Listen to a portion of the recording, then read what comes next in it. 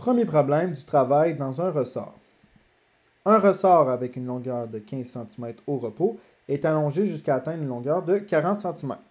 Si la constante de rappel est de 2,95 N par centimètre, quel travail cela représente-t-il?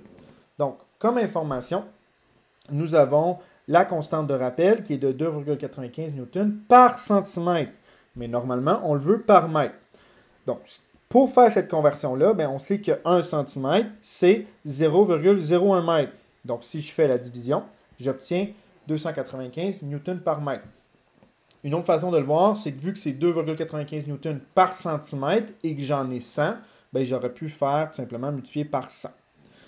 Ensuite, on a besoin du déplacement. Or, ce qu'on a, c'est la position de départ qui est de 15 cm en divisant par 100, c'est 0,15 m. Et la position finale qui est de 40 cm, soit 0,4 m. Donc, pour calculer le déplacement, on fait l'écart entre les deux, donc XF moins XI, qui est 0,4 m moins 0,15 m, pour un déplacement de 0,25 m.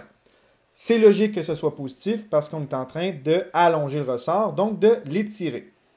Et là, ce qu'on cherche, c'est le travail élastique en joules. Donc, comme on a notre déplacement et on a la constante de rappel, on va pouvoir directement calculer le travail ici avec la formule, 1/2K fois delta X au carré. Je remplace en m'assurant de mettre le déplacement en parenthèse ici, vu qu'il est au carré. Okay.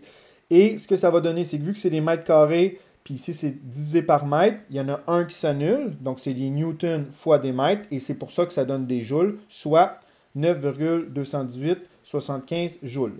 La raison pourquoi je mets toute cette précision-là, c'est parce que c'est un nombre fini, ou sinon on aurait pu l'arrondir à 9,22 joules dans cet exemple.